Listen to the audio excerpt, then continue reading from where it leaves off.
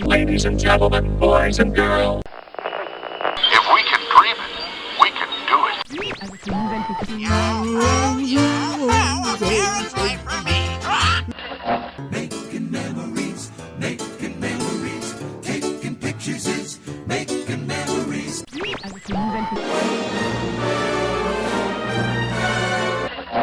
I come in peace. WDW Radio, your information station. Welcome to the WDW Radio Show, your Walt Disney World information station. I'm Lou Mangello, happy to be back with you again this week, and this is show number 78 for the week of August 3rd, 2008. In this week's breaking Walt Disney World news, I'll have information about a new dining package coming in 2009, as well as some changes coming to ticket pricing. I'll update you on the new Kidani Village at Disney's Animal Kingdom Lodge and some other changes around the resorts. In the parks, I'll tell you how and when you can audition for a new attraction in Walt Disney World, and over in the rumor mill, I'll give you a hint at what movie is being rumored for a new attraction in the parks. Disney's Year of a Million Dreams has always extended far beyond just the handing out of physical prizes in the parks, and truly embraces its namesake. In fact, it's always been about making dreams come true for people, and oftentimes, dreams maybe they never even knew that they had. Whether it's giving a family a night in the castle or crowning one man chief magic official, it gives people opportunities never before available. And for 12 lucky, talented people who love Walt Disney World, their dreams came true as well when they were selected to the Disney World Moms Panel. That's an online forum where guests can ask the experts and gain insights about planning their Walt Disney World vacation. Well, this week, I want to welcome 7 of those members to the show as we discuss not just the panel and how and why they were selected, but learn more about them, the panel, and what they're doing to help. I'll have more at the end of the show, including many more of your voicemails, so sit back, relax, and enjoy this week's episode of the WDW Radio Show.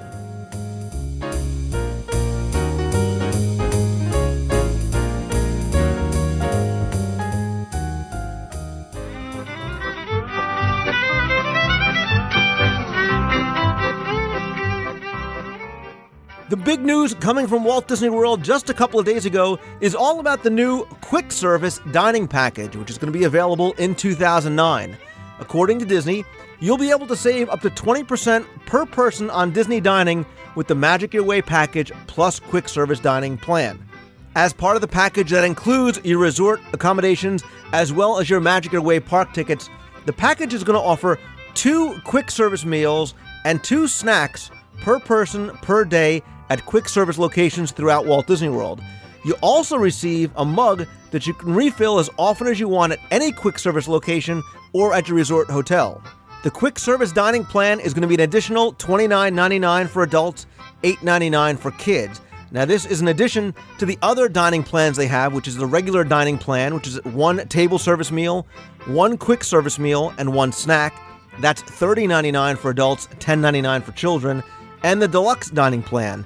That's 3 meals at any location, 2 snacks, and the refillable mug. That's $71.99 for adults, $20.99 for kids. I'm going to put links in the show notes to PDFs of where you can find out more information about all these plans, as well as all of the different vacation packages that are available. And speaking of Magic Your Way, the packages themselves have changed just a little bit for 2009. Here are the regular components that you'll find in a regular Magic Your Way package. You obviously get your Disney Resort accommodations, your Magic Your Way base ticket, which is a 1-park, 1-day ticket. You get a luggage tag. You get 1 arcade card for 30 minutes of arcade play at the resort arcade. You get 1 of those per room, not per person. You also get a $15 Planet Hollywood meal and merchandise voucher, again, 1 per room. 1 round of miniature golf, that's 1 certificate, again, per room. And you also now get a watercraft certificate, which means if you buy 60 minutes of time on a Sea Racer or one of the other watercraft, you now get 90 minutes for the value of 60 minutes. And once again, that's not per person, that's 1 certificate per room. Now, a couple things to keep in mind when you're booking these packages is that everybody in the room has got to be on the same package and same ticket options. And you also have to use your tickets within 14 days of your first use, or you've got to buy the no expiration option on top of it.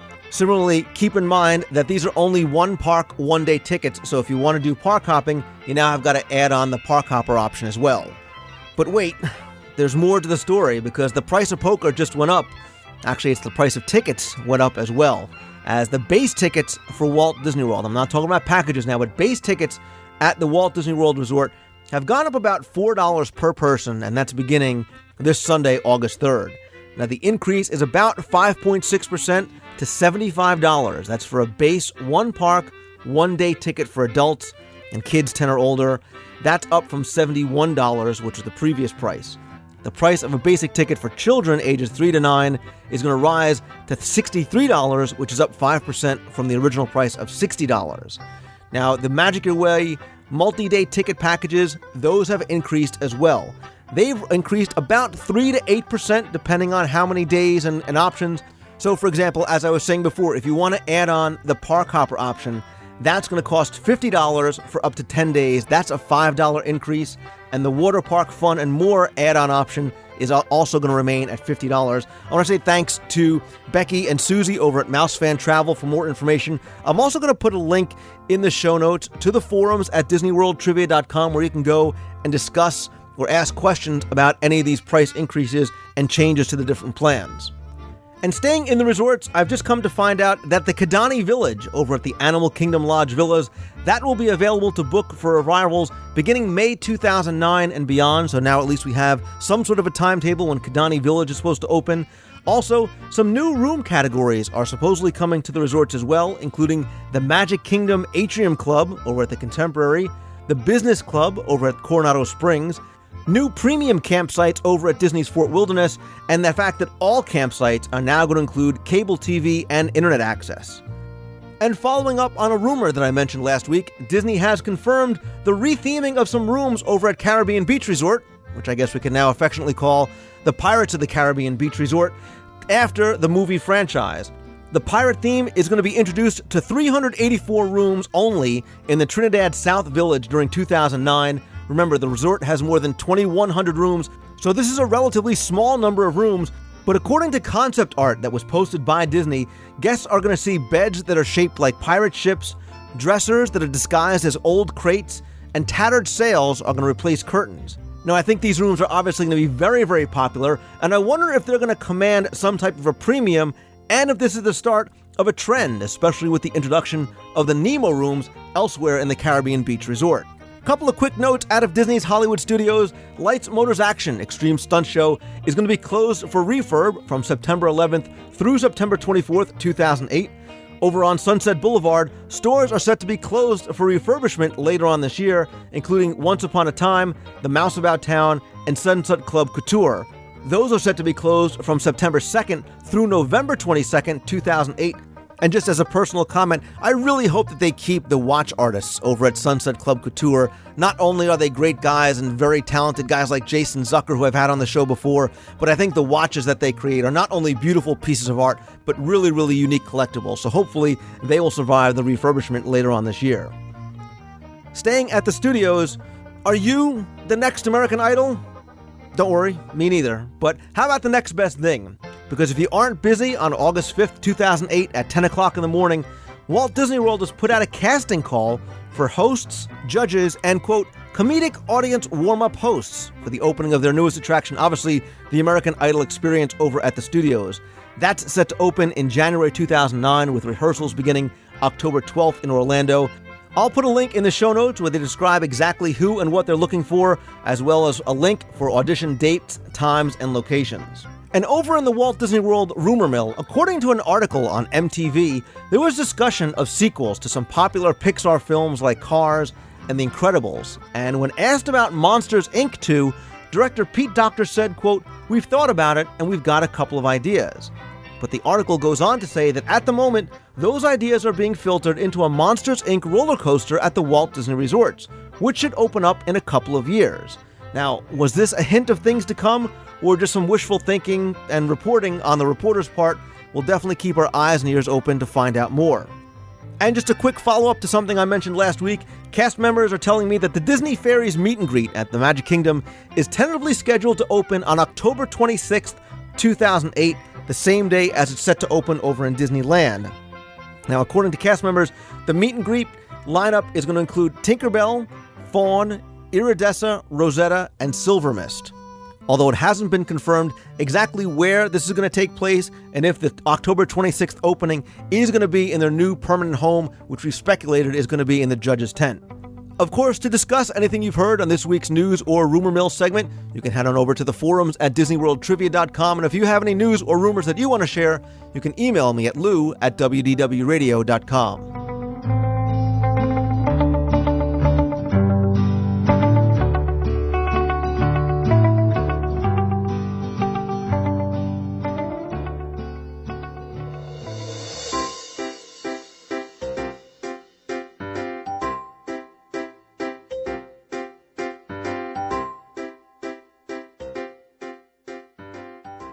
We may have all heard the expression that father knows best, but we all know the real truth, and that if you want answers, and the right answers, you go to your mom. Now, I'm not going to admit that to my mom just yet, even though I'm almost 40, but trust me, it's true. And for the best advice, whether it's about relationships or what to eat or whatever, kids, trust me, you will realize it someday, the best person to go to is your mom.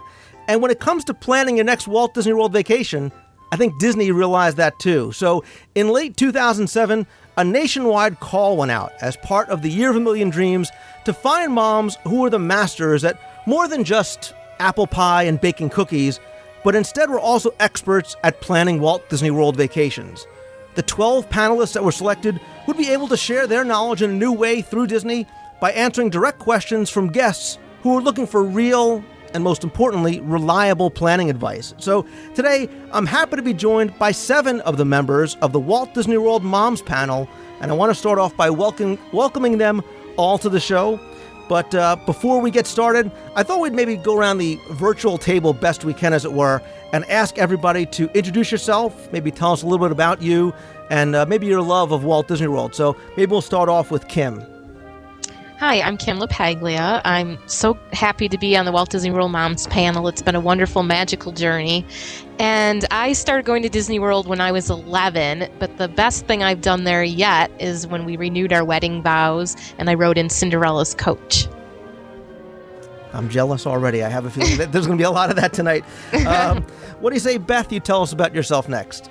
Hi, I'm Beth Schwanze, and I have had a great time this past 7 months working on the Moms panel, and I did not start going to Disney World when I was a child, unlike most of the panel. I started when I was 18, and then my husband and family could not sit still, so we just ended up going to Disney World all the time, so it's a lot of fun there. And what about you, Laura? Hi, I'm Disney Mom Laura Spencer, and I am a huge princess and a huge Disney fan.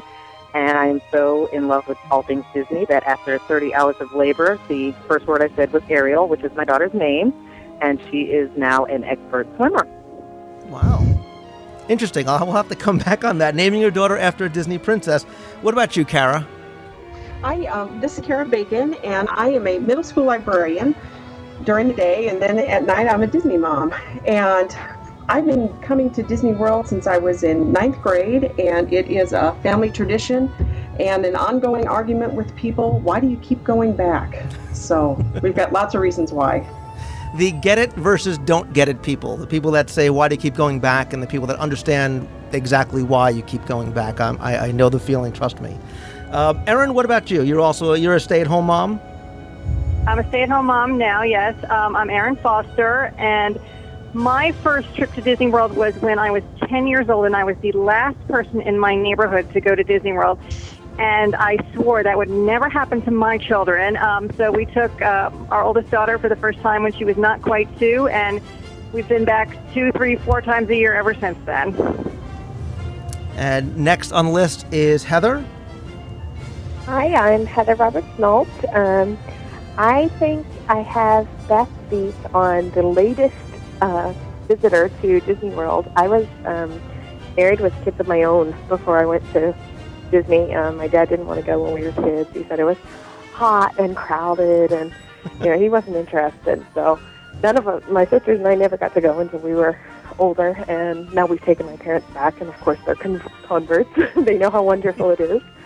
I'm a stay-at-home mom now with 3 little ones of my own, and we're Vacation Club members, and we're there usually 2 or 3 times a year as well. Well, that's great, and you can see already that there is a lot of diversity in the group, and probably the most diverse member of the group is Brett. Because Brett, correct me if I'm wrong, but you are the only gentleman on the Moms panel.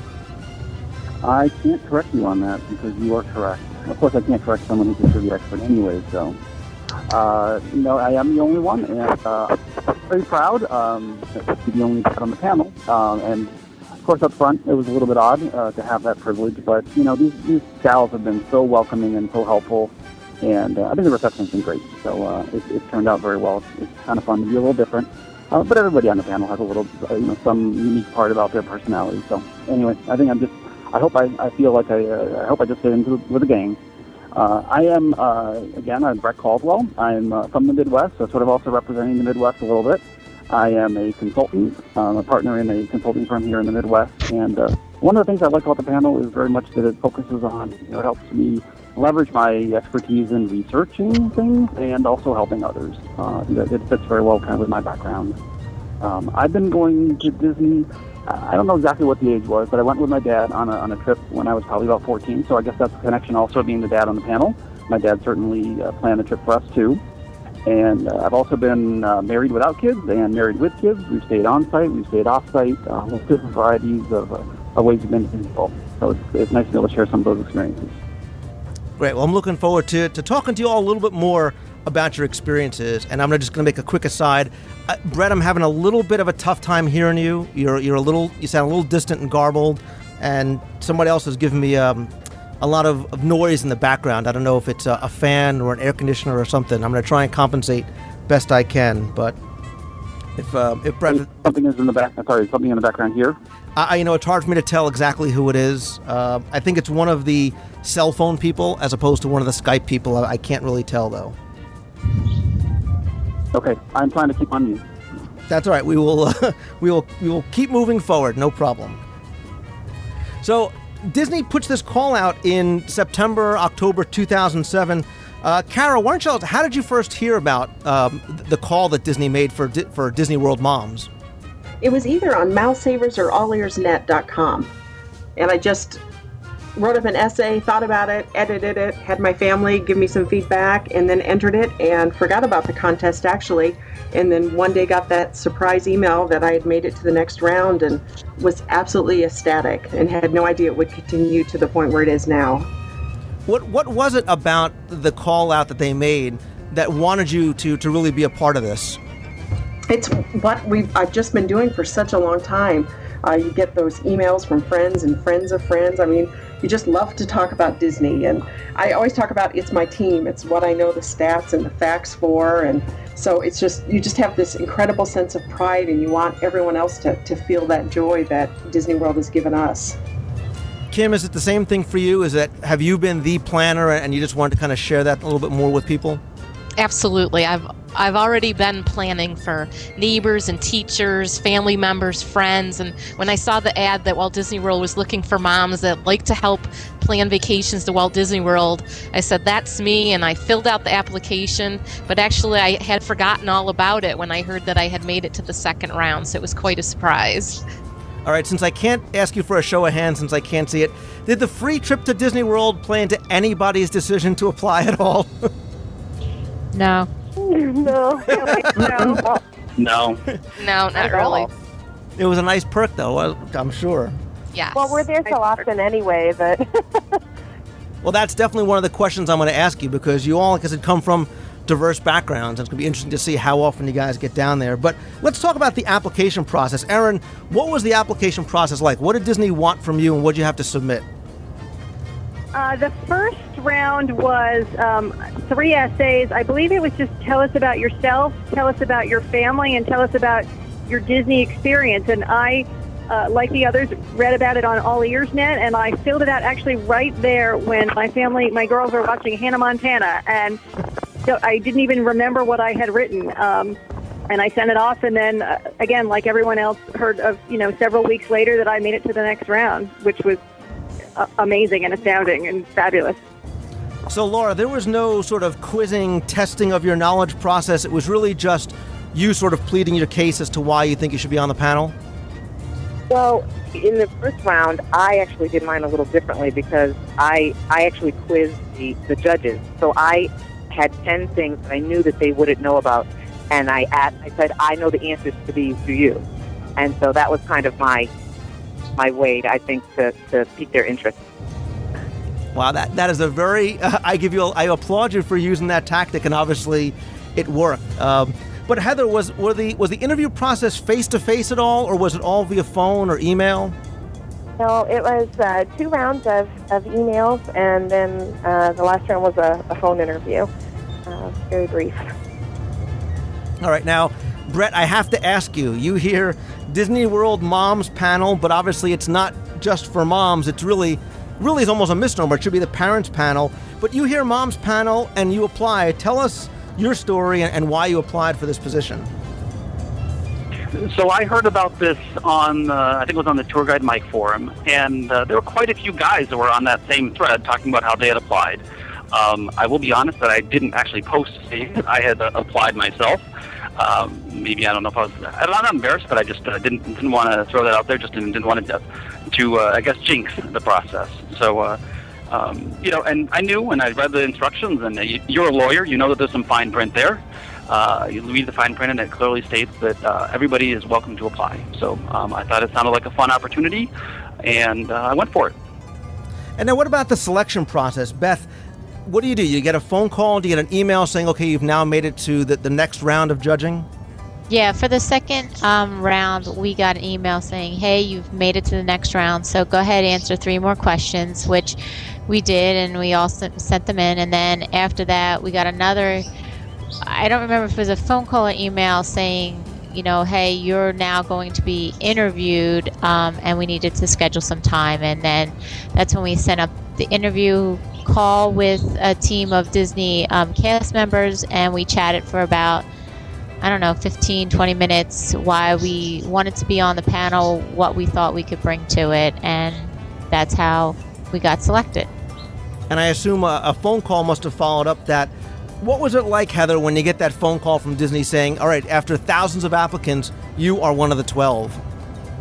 Well, actually, the first night we were there for our training trip in December, and we met the Disney executives, Duncan said, I can't remember whose house it was. Was that yours when everyone started screaming? Well, yes, that was mine. My daughters were anxiously waiting. And, of course, for them, this was all about a free trip to Disney. And so when we got the phone call, my daughter could tell by my reaction that she immediately was announcing to the neighborhood, we won, we're going to Disney World. And all chaos broke loose at our house. You mentioned training. Kim, tell us a little bit about the training process. Did you have to go, all of you get together and go through some sort of training or traditions or anything like that? Well, we did. We went down in December, and we all got a chance to meet each other. We did the basic training on the computer system and how to answer the questions and such. We did take a guestology tour around the Magic Kingdom, which was fabulous. And then Disney treated us to some wonderful surprises, such as getting to tour Cinderella's suite. Oh, see, that's worth it right there. You got it. Now, that actually brings up a question. Are you cast members? Are you contractors? Are you volunteers? Do you get a little name tag with your name on it? We wish. Yes, no. We're officially contractors. Okay. All right. So when did the panel start? Beth, it started in January of this year? Yeah, January 7th to be exact. And we went online and we started answering questions, and we've had questions in a bucket ever since. So I can imagine. Well, you know what? Actually, for people maybe that don't know, let's talk about exactly what the Moms Panel is. Aaron, if you could just sort of describe for us briefly what the DisneyMoms.com website is. It's a part of the Disney website where guests or potential guests can write in and ask questions.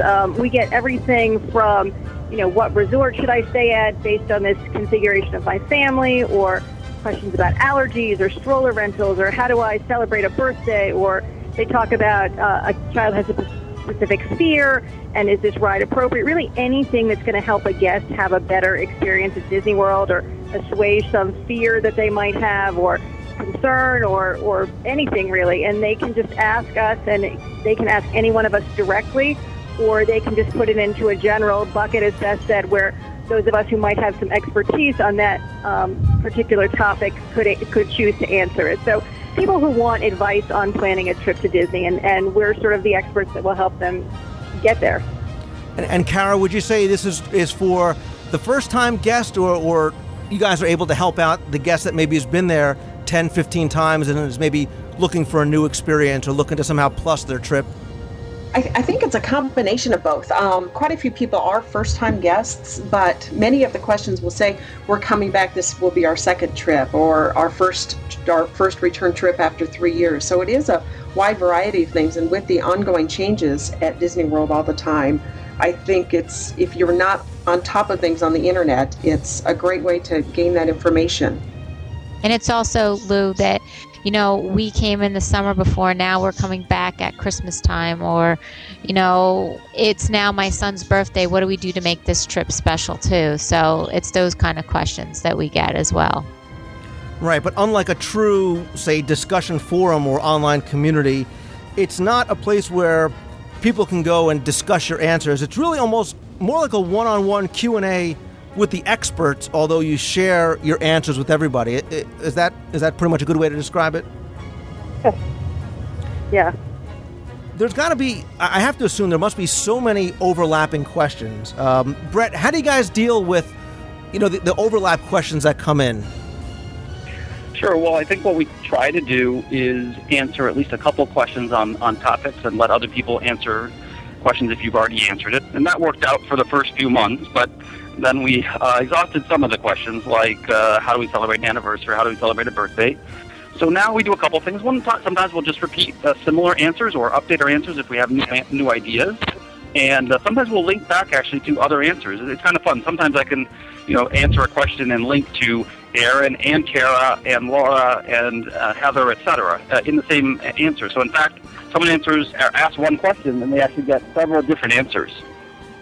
So when a question comes in, say that's not specifically directed to somebody, it goes in a bucket, and do you all sort of have this maybe unwritten system saying, well, I know if it's a dining question that Laura gets it, or if it's a Hidden Mickey's question, Kara gets it, and just sort of, or is it the first one to get to a question that they feel like answers it? Kim, why don't you tell us sort of how that process works?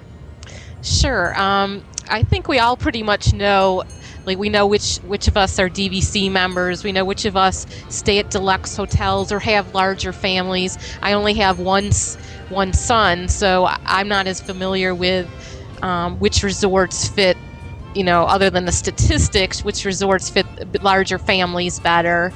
So when I'm looking at questions, I just quickly go through. If I've had a recent experience, that might be a question I want to jump on so I can share some news of something I've just experienced in Walt Disney World.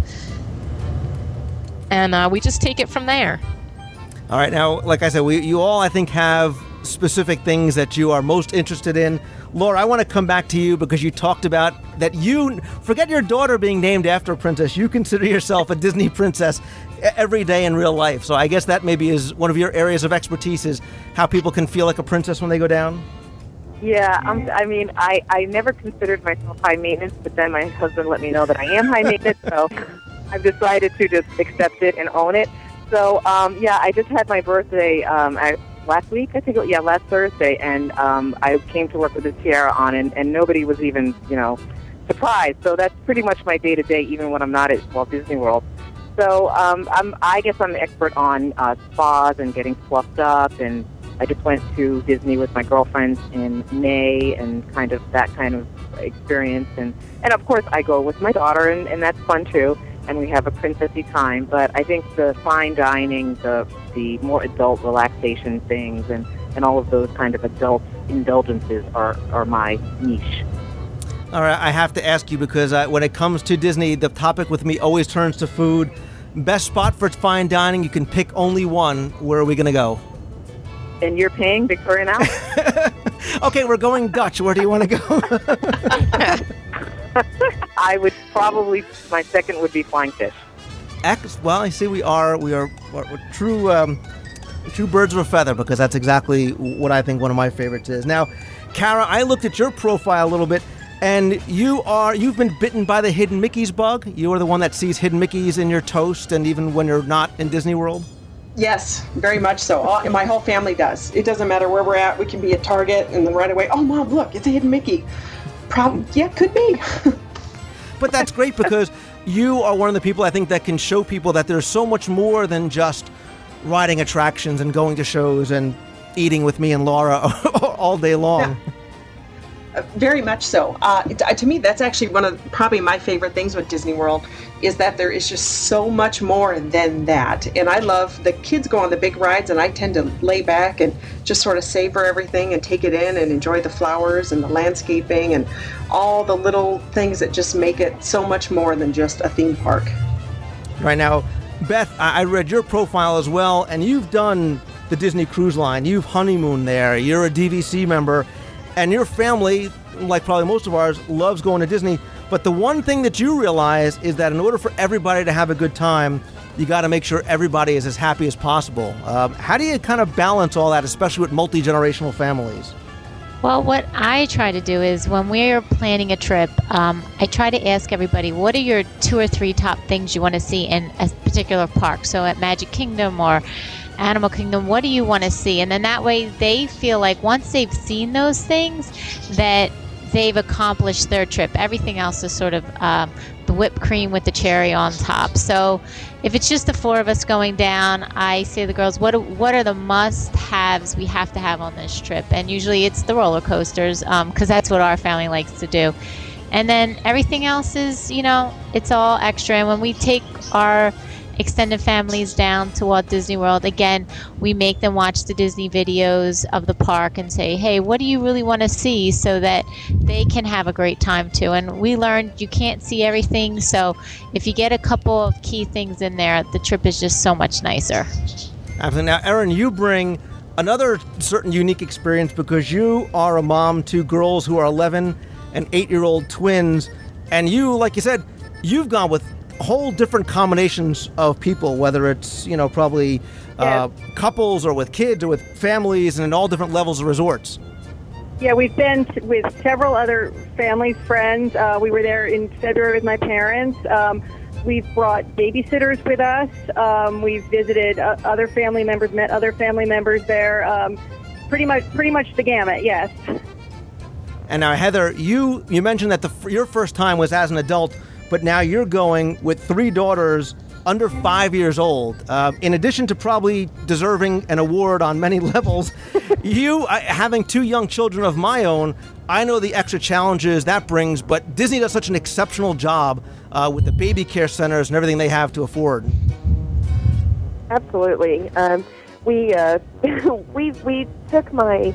the first time I went, actually, we only had 1 child, but I was pregnant with my second, and it was so wonderful, we had to rush right back. So my middle daughter was just under 2 months old when we returned.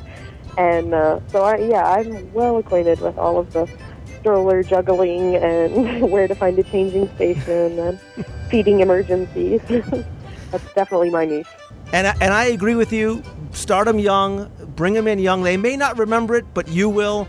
And absolutely. What I found, and see if you feel the same way, is that with my kids, they may not have recognized the characters or the songs just yet. The brainwashing hadn't quite begun. But that audio and visual stimulation and the expressions on their faces is wonderful. And I also found that as they got older, they weren't afraid when these big-headed characters came over to shake their hand or give them a hug.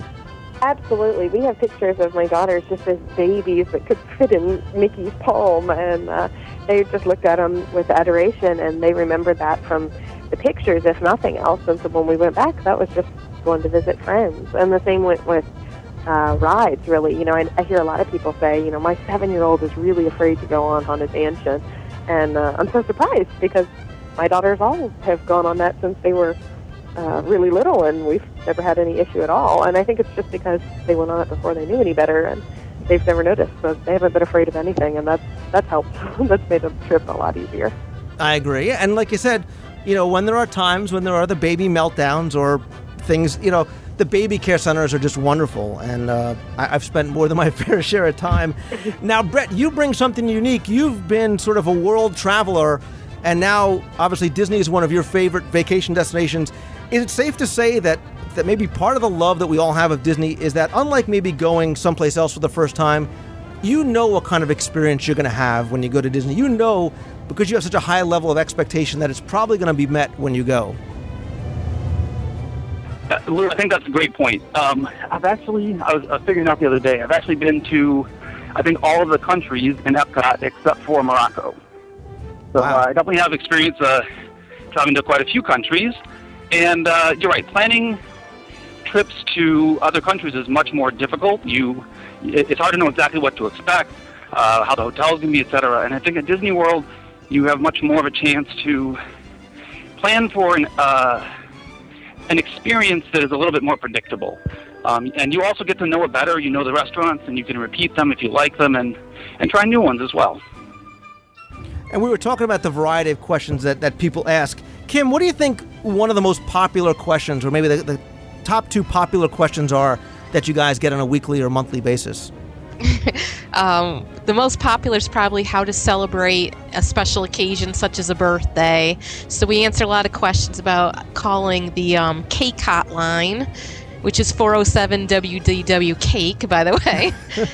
The other questions we get all the time is, how do I get to my resort to a certain restaurant?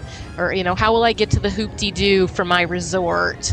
Or between the parks. We get a lot of transportation questions. And Kara, how much time do you guys think, or you personally, how much time do you spend each day or each week answering questions on the panel? And that really varies on my schedule. Probably not as much time as Aaron does.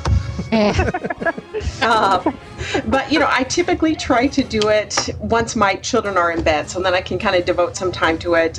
They do like to watch and throw in their 2 cents every so often. But I just ignore my children. Typically, I can spend an hour on it. There's some questions that involve some research and some phone calls, and so they take a little bit longer. And there's others that can be answered within just a few minutes. For me, it can vary. Okay. What about the rest of you? Is there a certain number that jumps out? You say, I know I'm going to spend 2 hours a day or 8 hours a week or whatever it is? Well, for me, I'm a planner, so I have to actually schedule into my life, and kind of a type A personality. So I try to plan during the weekdays. Well, it's kind of complicated, but my schedule is, I'll tell you, and it's to bore everybody, Monday through Thursday, 1 hour, and on Saturday and Sunday, I try to do at least 2 hours. Okay. Is that maybe a fair assessment? Maybe, an hour or two a day and maybe a little bit more on the weekends? This is Kim, and I probably do quite a bit more than that, maybe like 3 hours a day. But I'm a stay-at-home mom, so I have a little bit more time to devote, and I only have one child, so that makes a little bit of a difference.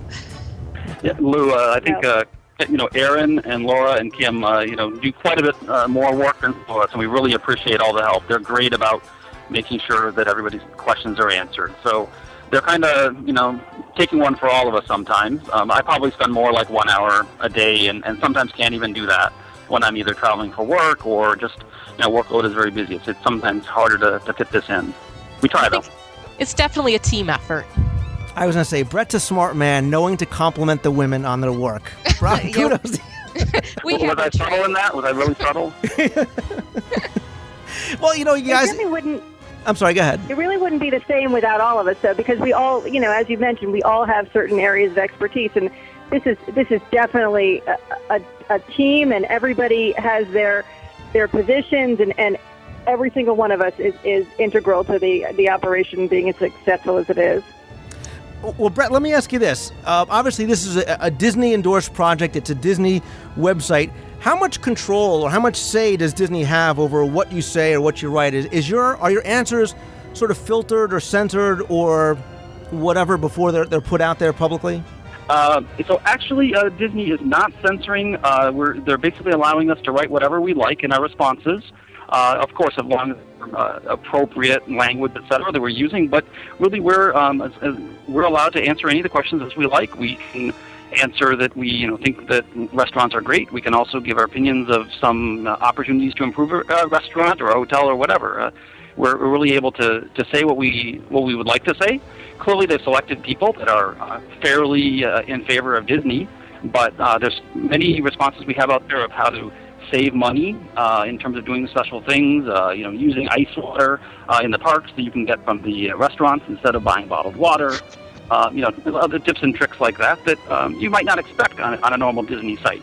But we really are allowed to say what we like, and the idea is that people should, look to us for real answers to these questions.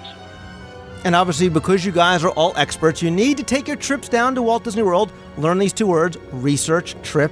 How often do some of you get down to Disney? Do you get to go down every year, or have you made an excuse, I should say, to go down because now you're a member of the Moms panel? Beth? It's quite funny.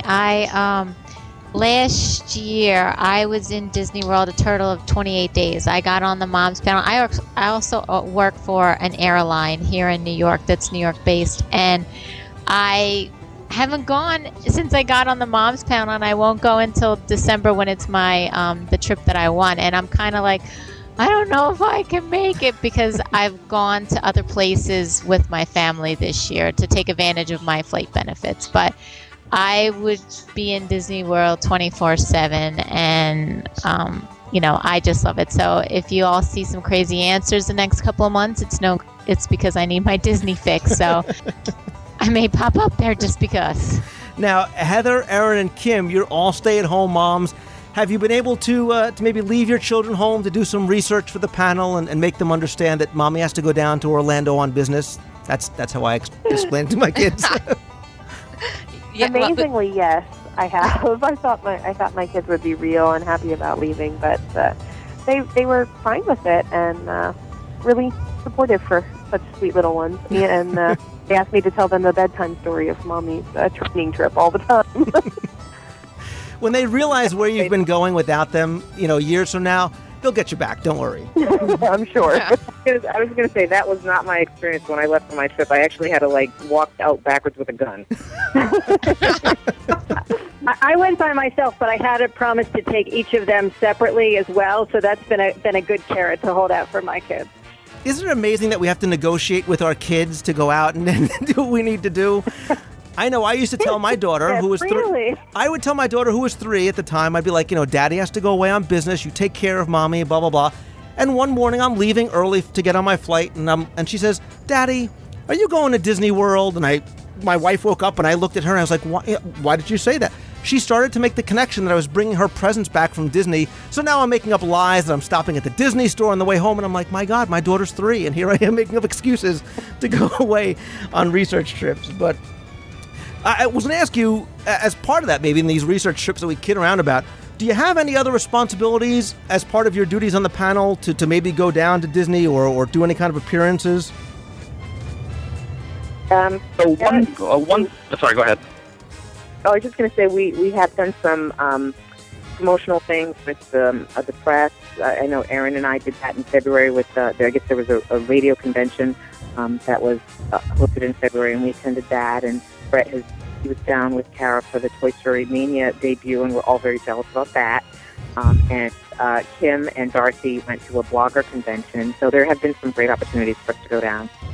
Wow, that's great. Now, something else that you've just launched are a new series of how-to videos online. Kim, can you tell us about what they are and how that idea came to be? Sure. They're how-to videos. Some of them are done at home, so it shows us being real moms or real dads. And others are done while we're at the parks. I shot a couple this past June. One was at the Test Track Kidcot Station, and another one was on PhotoPass. And basically, it's just another way to help our guests plan their trips. So if somebody asked me about PhotoPass, I could link them to my video on PhotoPass, and they could actually see what the card looks like, what the photographer looks like, and just help their vacation. Now, Heather, there's one that I have to make sure I make my wife see. Tell us a little bit about your very, very important planning video. Gosh, I guess you're talking about packing. Yes. As the man that has to carry all the luggage, yes, I'm talking about packing for the park. Well, I know that my kids can get restless at home, and even more so there when they're so excited about everything that's going around. And I don't like to be in a restaurant when people's kids are disruptive and ruining the experience. So it all started from that, and I would try really hard to come up with quiet home toys that would keep them entertained in a restaurant. And then we always vacationed in the off season, so in park lines wasn't too much of an issue. And then when we went in June, I was shocked to discover some lines. So some of those things came in really handy in ride lines as well, and it all just sort of evolved. Now, Beth, you also have another very good practical video, again, being the father that lugs the strollers and the diaper bag and sometimes the kids when I can't check them in the overhead compartment. Tell us a little about your video and how your expertise comes into play. What I found was a great tool with my kids. When we first started going down, I still had a stroller and car seats to take on the plane. So what we did, we would use the SkyCab or check-in curbside at the airline carrier, and then that way all the luggage and all that was taken care of, and we didn't have to worry about dragging everything onto the plane with us. And then we also keep all our documents in one little easy envelope, so you're not looking around, where are my tickets, where is my confirmation, where are my tickets to get onto the plane. It makes it very simple and easy to get onto the plane and onto your vacation. So that's what I like to do. And obviously they're more than just planning to get to Walt Disney World. Brett, your video is about something I think that a lot of people may take for granted, but it's very important because not everybody knows how to make the most use out of something like FastPass.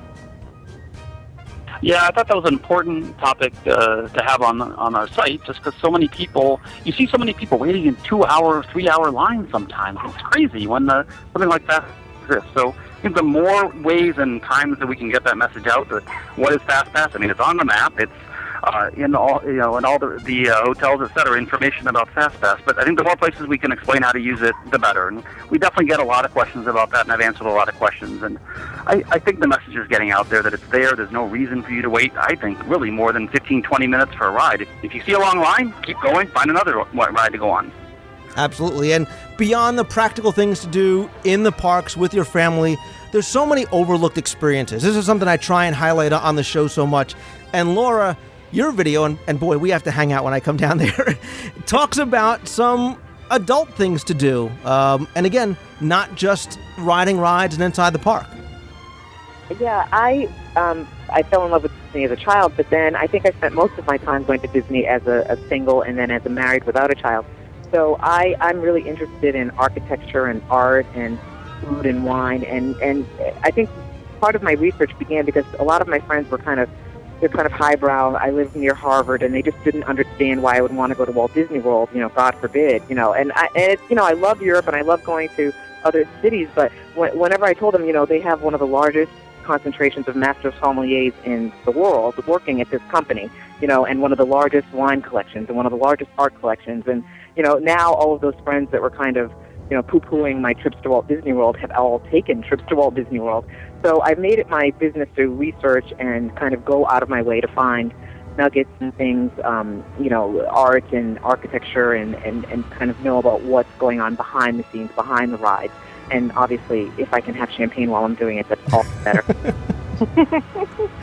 Well, that's true. And it's something I try and point out to people all the time is Walt Disney World is not just for kids. And a number of you have honeymooned there. You've gone by yourself, you've gone with your kids, and there's so much more to see or do, like I said, than just riding rides. And it's not just about Dumbo and the Magic Kingdom. And Carol, like I said before, one of the things that you like doing are some of those extra, even free things, just like looking for hidden Mickeys. Mm-hmm. Actually, my sons and we made a video of things that are kind of partial to boys, and we talked a lot about that, like going fishing, finding the paintbrush on Tom Sawyer's Island, Cirque du Soleil, all the different dining adventures. I mean, you've got the extreme of Whispering Canyon Cafe compared to the elegance of the Brown Derby. Finding hidden Mickeys or something that we can do whenever we want. So there's a myriad of all those sorts of things that I think we tend to do now, even more than the rides. Yeah, and I can imagine I know for myself, being able to share something that you love so much and that you're so passionate about has got to be so rewarding. And Erin, this just must be so much fun for you guys. It's incredibly fun. It's really the experience of a lifetime, and you know, I think all of our families have gotten to really enjoy it as well. My kids love to help me answer questions. You know, so often we'll get asked questions about, is this an appropriate? What's the best experience for an 11-year-old girl? And I always call my daughter over, and sometimes I've even transcribed what she said, and my kids just love. My kids have loved being in the videos. They think that makes them the next Hannah Montana, being right on the same website with her. So they are thrilled to have this experience right along with me. I'm sure, but you know, as they say, all good things must come to an end. And Kim, how long does your tenure on the panel last? It's for 1 year, so we'll be answering questions till the end of December. Now, I understand Disney is already starting to take applications for next year's panel. Is that, do you know? Not yet. There's been no official announcement as of yet. Okay. I think the only announcement so far has been that it's going to be something in summer. So sort of stay tuned, and there should be an announcement, we hope, fairly soon. Of course, we don't really hope, because we would love to stay on the panel. But we know that there's a lot of people out there, and we've had so much support from people in the Disney community that we know that there's obviously lots of other people that are fully qualified to be on the panel. And it's a great idea to share the wealth. It's a great opportunity, and we'd love to pass the torch to the right people. All right. Well, I'm going to put each of you on. I'm going to put each of you on the spot, and I guess Brett, we'll start with you. Give us your best tip, that best thing that you can share with somebody to really get the most out of your Walt Disney World vacation. I would say, definitely try to take advantage of everything that Disney World has to offer. It's not just about the attractions, as some other people have said.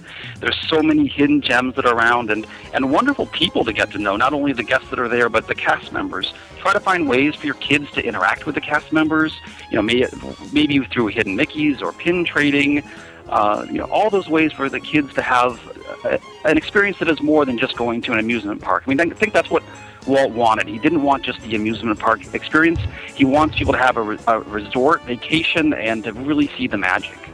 Excellent. And I agree wholeheartedly. And ladies, I know it's normally ladies first, but I wanted to give you guys a chance to think about your answers. So go ahead, Heather, why don't you give us your best tip? Please make your dining reservations in advance. It breaks my heart to get questions from people who say, I'm going to be in Disney World in 3 days. Should I make reservations ahead of time? Like, oh gosh, yeah. I'm so sorry, but you're probably not going to get any now. Please plan ahead.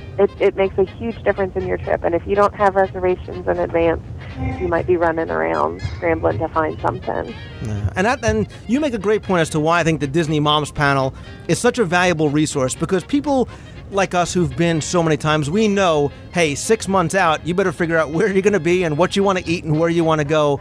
But the guests that might go every couple of years might think, hey, I can decide that I want to go to Le Cellier for dinner on a Saturday night, 3 days from now. So that's why I think what you guys are doing is so valuable. What about you, Erin? I think one of the most valuable tips is to learn to pace yourself. I think that a lot of first-time guests don't quite realize the vastness of Walt Disney World, and that it really is not possible to do and see every attraction in one trip. And so like Heather said, to get educated about Disney World, to get the guidebooks, look at the Moms panel, check the websites, and figure out what your priorities are, because it's just not possible to do everything. So really plan and pace yourself, and know that you're going to come back in a year or two and try to do a little bit more then. Excellent. Good, great point. Kim? Yes, my tip is to not wait till your children are older. Go now and experience the magic while they're young. The first time my son went, he was 2 years old, and there was nothing more magical than seeing him run up to Mickey Mouse and give him a hug. And of course, now we have more special experiences. He's taking pirate oaths with Captain Jack. He's fighting the dark side against Darth Vader. But had I not had those memories when he was younger, I'd feel like a piece of me was missing. So just remember that Walt Disney was a really great storyteller, and if you go there, you can help write a magical chapter in your family's history and start young. Absolutely. And as I said before, I agree. The earlier the better, and even though they may not remember specific details about it, you will, and you'll have the photos and the videos. So what about you, Beth? What's your best tip to share? Take a temperature check every day. And what I mean by that is when you're at the park, we always schedule a table service meal every single day, so that when we're there, we're sitting down, we're in air conditioning, we're relaxing a little bit, and then we can decide, can we continue with our touring for the day, or is it time for us just to go home and either go to bed or go swimming in the pool or something else? But really taking that temperature check and knowing your family, and that's what's going to make it a great experience, is don't necessarily do what all the guidebooks say and go from sunup to sundown with every extra magic hour possible. If you know your family and how they operate on their schedule, you'll have a fabulous trip. You are 100% right, and I've seen so many people make the mistake of saying, we only got 2 more days to be here. We are going to be in the Magic Kingdom till 2 a.m., whether you kids like it or not, because we're going to get them. And unfortunately, it ruins the experience, because what was a wonderful day is now you've got the father screaming at the mother, screaming at the kids. Everybody's tired. Everybody's unhappy. So pacing yourself, and you'll get so much more out of trying to enjoy it only to a certain limit. I couldn't agree with you more. Laura, I'm sure yours is going to revolve around food and spas and champagne somewhere, but go ahead and share us. No, actually not. My advice is for the adults. I think that no matter what your age is, that everyone should revert to around the age of 8. And I mean that when you go into the parks, I think there's a reason why you can't find a newspaper. I think for that moment in time, you should be 8 years old. And if you want to have a Mickey ice cream bar for breakfast, then have it. Because, in plenty of time, you have to go back to work and go back to your mortgage and go back to your bills. But I think that I see a lot of adults that have a lot of frowns in the Magic Kingdom.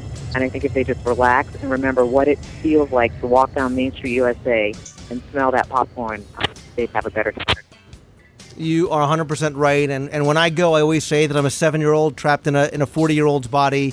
And it's a place that we all feel, no matter who you are, no matter what you do, what you're accepted, and you feel like you're among friends, and you can do and say and act however you want, and it doesn't matter because you won't see most of these people again anyway. But you're right, you need to be a kid again when you go, not just for your kids, but for yourself. And Carol, what would you say is your best tip?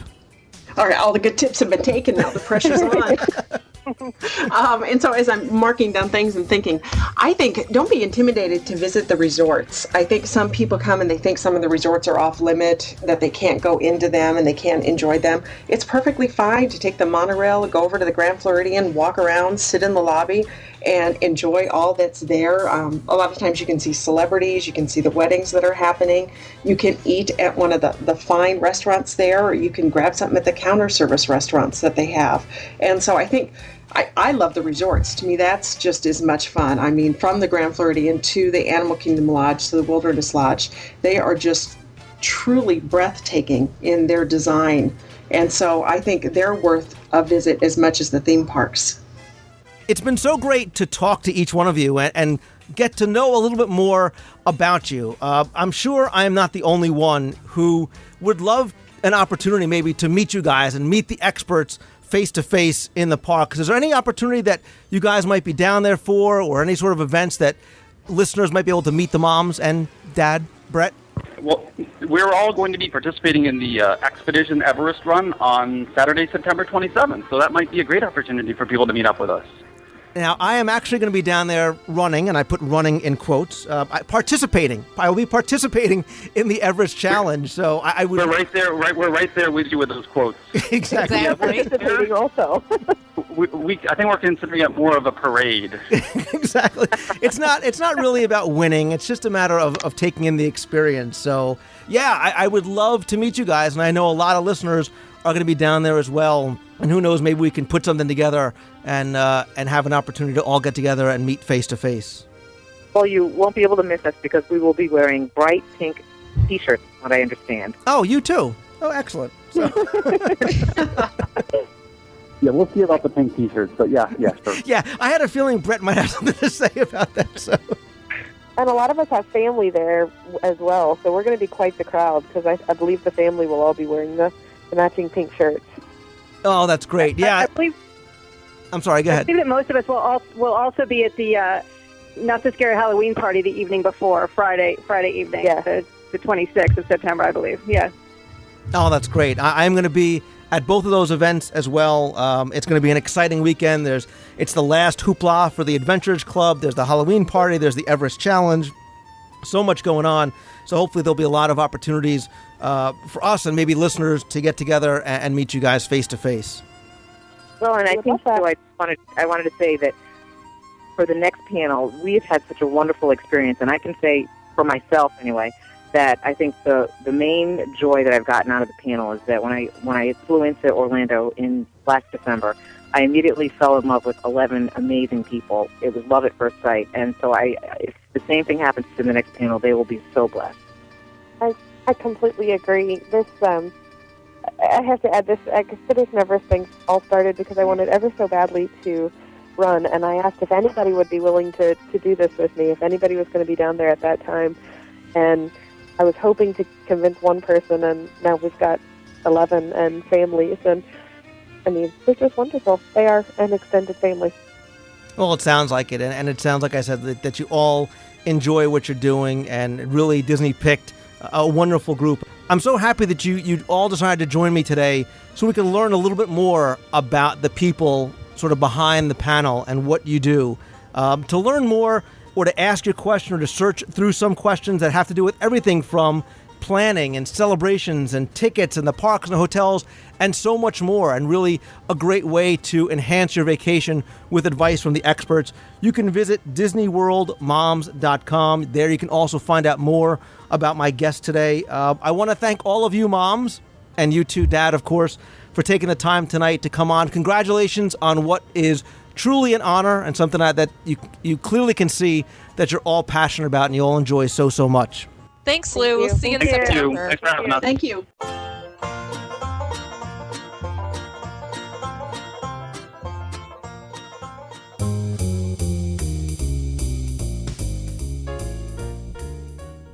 That's all the time we have for this week's show. Thanks again for tuning in. I also want to say thanks to all the members of the Walt Disney World Moms panel for joining me. Remember, you can go to DisneyWorldMoms.com to learn more and submit your questions. I have to take a moment and say a big thank you to everybody who took the time to email me and send me private messages or post in the forums or on my Facebook page and wish me a happy birthday. It really means a great deal to me, and I appreciate so much all the wonderful personal messages you guys sent.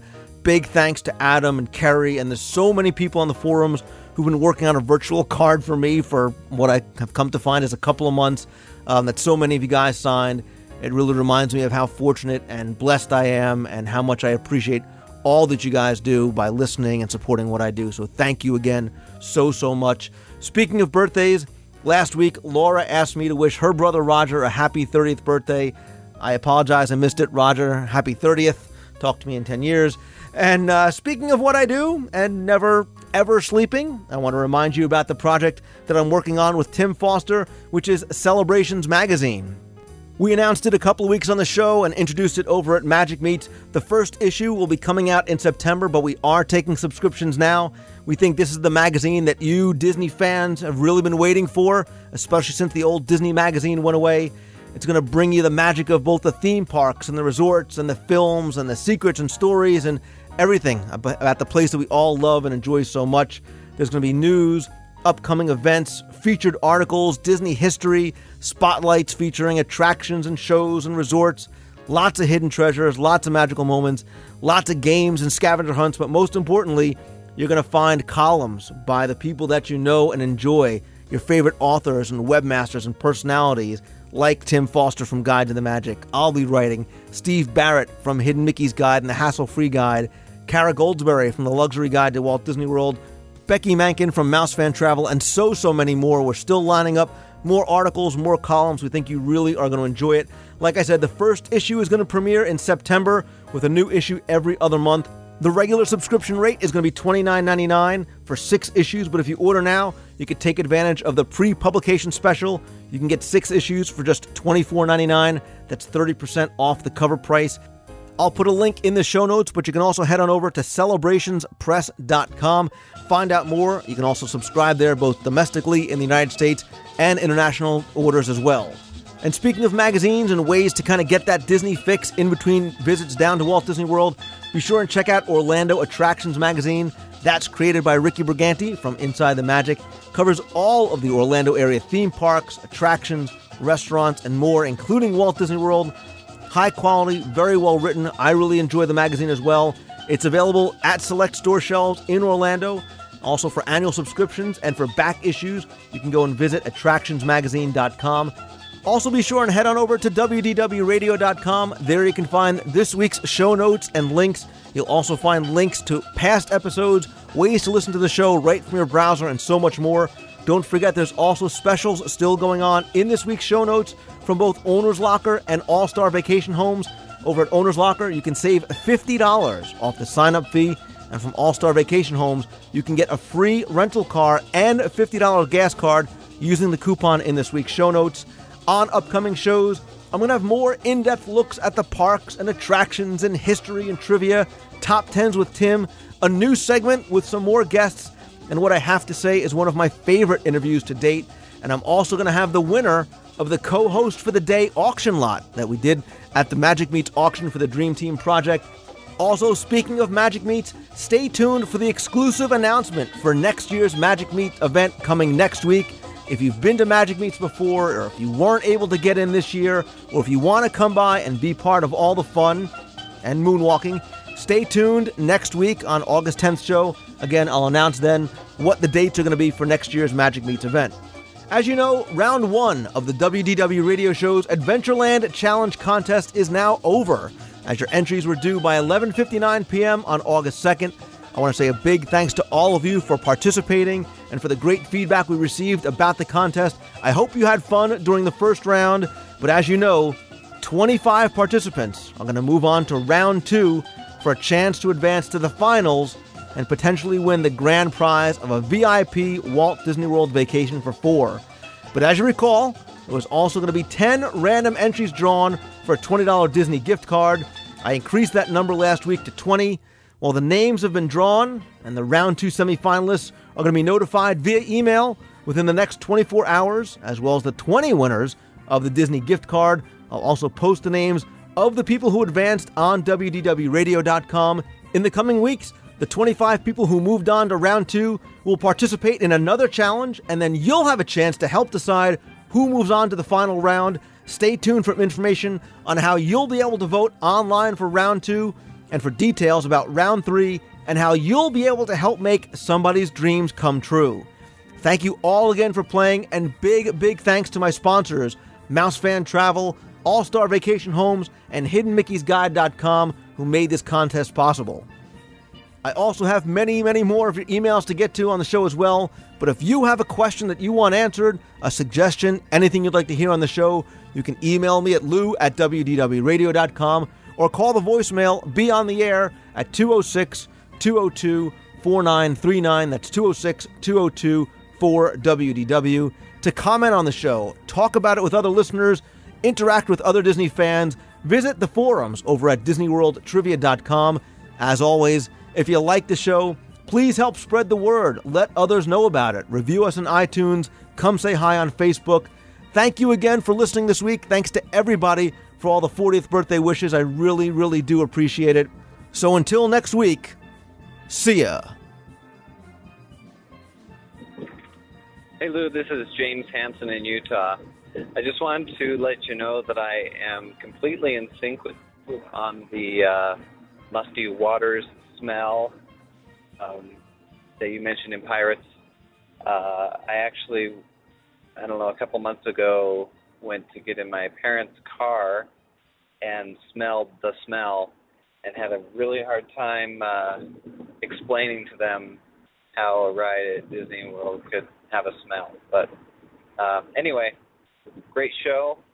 Thanks for all you do, and we'll talk to you later. Hi, Lou. This is Paul from Texas. Been a long-time listener to the podcast. Just want to say how much I appreciate it. You do a great job. And I was listening to episode, I believe it was 76, on the way to our vacation here, where you had the discussions about the Disney college program. I thought that was very interesting and very well done. Calling to you live from downtown Disney for my wife and I's anniversary trip, and enjoying ourselves immensely. We got to do Lanuba last night. That was the first time we've seen that. It was a great show. And then tonight, getting to do our first time and apparently last time at the Adventurers Club. So looking forward to that. But just wanted to say hey and keep up the good work. Hi, Lou. This is Michelle from Sydney, Ohio. And I've been a listener now for about 6 months and look forward to hearing it every Monday when I go into work and do the mail. I listen to your show off the computer. I love the show about the smells, and I wanted to tell you about a smell from Fort Wilderness. We stay there often, and the smell is in the Meadow Trading Post and Settlement Trading Post. It's a smell of candies and cookies and maybe some campfire-ish smell. It's a very sweet smell that's very unique. If you're ever that way, I think you should take a boat, go over there, step inside. You'll love the smell. It's just very unique, and I've not found a smell anywhere else like it yet. So I enjoy going in there. That's probably one of the first things we do is get settled in, go to the settlement post, and look around and smell it. Your items, when you purchase it from there, have the smell on it. Like, we got a stuffed animal for my son, and it still has that smell on there. So it's great to bring that home and smell that. So thank you, and I love your show. Keep up the good work. Bye. Yes, hi, Lou. This is Rhonda from Littleton, Colorado, and I was just calling to comment on your July 13th top 10 smells of Walt Disney World. I was just listening to it today, and I totally agree with you about Pirates of the Caribbean having that musty water smell. Every time we smell that smell, we think of pirates. So keep up the good work, and I've got your back on this one. Bye-bye. Hey, Lou, this is Keith Fischetti from Long Island, Disney Nut 68 on the forums. Just wanted to say that I enjoyed really meeting you a couple weeks ago at Magic Meets in Camp Hill. It was a real fun time, and congratulations on everything you did for the Dream Team. It was a great success. I also wanted to call and wish you today, August 2nd, a very, very happy birthday, and welcome to the 40 Club. I myself turned 40 last Sunday, July 27th, and it's nice to have another member of the club. So once again, enjoy your 40th birthday. Have a great day, and look forward to the next show. Thanks, Lou. Hey, Lou, this is Tim Sendel. I'm a listener from Marion, New York. I do the segment on the All About the Mouse podcast called Main Street Cinema. I was just calling you up to wish you a happy birthday. I heard that today or tomorrow, whichever the day it is, your birthday was, and I heard it on the WDW today. So just calling you to wish you a happy birthday, old man. See you later. Bye. Hey, Lou, we just wanted to say happy birthday! Commander Boy, come to this, please.